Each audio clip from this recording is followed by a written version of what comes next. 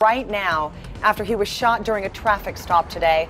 After hours of searching, 2 people detectives believe are responsible are now being interviewed. Now, we have complete coverage of this developing story right now, and we start at the scene of the shooting in the area of Northeast 162nd and 34th in Vancouver. The first calls for help came in around 11:30 this morning. Lisa Balick has been on the scene all day. She's live now. What can you tell us, Lisa? Detectives are still here, Jeff, on the scene in the street, picking up evidence, bullet casings. In fact, you can even see the traffic officer's motorcycle still down there, as well as underway, with 2 men now in custody for the shooting, a shooting that has rocked this community tonight. Real quick. I was laying down taking a nap, thought it was fireworks at first, and then next thing I know, I heard sirens everywhere. His wounds were up the torso, they looked pretty massive. So there was 3 big piles of blood on the ground. Neighbors were stunned to find a Vancouver police officer lying in the middle of their residential street, shot multiple times after a traffic stop of a stolen pickup. The 2 men inside the vehicle took off and crashed at the end of the street. Police arrested 1 man about 15 minutes after the shooting. It took 2 hours to track down and arrest the other suspect, using police dogs, house-to-house searches, and dozens of officers, including a police helicopter. The police chief is thankful for help from state and local officers from several cities, but he's still shaken by the shooting. One of the worst nightmares that a chief could go through. Within seconds of the officer going down, neighbors rushed over to help, including one woman who was driving by. Her car door is still open. When I looked over the fence, I saw her wrapping him up. And then I looked like in shock going, and then like I said, I ran out and ran around. Neighbors were calling 911 to get medical help. At the same time, a police dispatcher was getting no response from the officer. He was just trying to do his job. He got shot.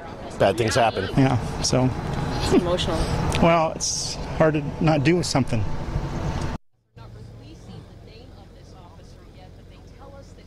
Still no names being released yet of the suspects or the officer. Now, interestingly, when I talked to the neighbors, they tell me a lot of them got an automated call from the 911 center when this happened, telling them to lock their doors. There was an armed suspect in the neighborhood, and a lot of them say they did just that. Live in Vancouver, Lisa Balick, KOIN 6 News.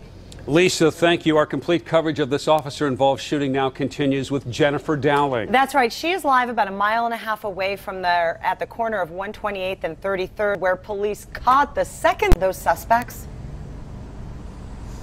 That's right. He said that he seemed eager to get away following a crash in which he believed was a suspect vehicle trying to flee the scene, a pickup truck that crashed into a tree. Right now we're by Burton Elementary School, where after that pickup crash, there was an intense manhunt for suspects. This school was actually in lockdown for much of the day. Some of the kids kept inside to keep them safe as the search for the second suspects right after they crashed. One neighbor even saying there was a confrontation following the crash. Frightening experience in a very quiet neighborhood.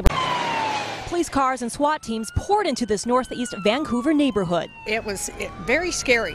They told us to stay in our homes. Neighbor Ann Roberts said just before noon she heard the sirens and went to investigate further. And for the next 20 minutes, the cops kept. They were searching for the second suspect in the shooting. It's believed he and another man involved crashed this black pickup into this tree in an effort to get away before they all said he talked to the passenger before he knew he was a shooting suspect. We were in the backyard. We heard screeching tires and a collision. Blue jeans, either navy blue or black shirt, medium length hair, maybe late 40s, early 50s. Said he wasn't the driver, stuck his hands up, kept going. He was obviously pretty excited to get away. Did he confront anyone? I heard there was some sort of confrontation. We didn't see any confrontation with him. Was dropping packs and packs of cigarettes as he went, so we thought maybe it was a robbery or something because there were so many. And was captured. One parent was reunited with her daughter. They took him to the school. Oh, okay. And locked him down in the school. She and other children were brought into the school and locked in for their safety during the intense manhunt on this northeast side of town. It was terrifying.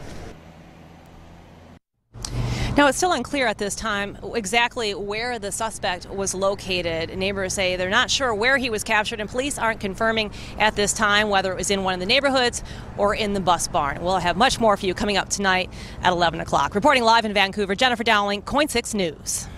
Thank you, Jennifer. And KOIN 6 will continue to track this investigation. If there's any new information to pass on, we will bring it to you on air and always on KOIN.com. Now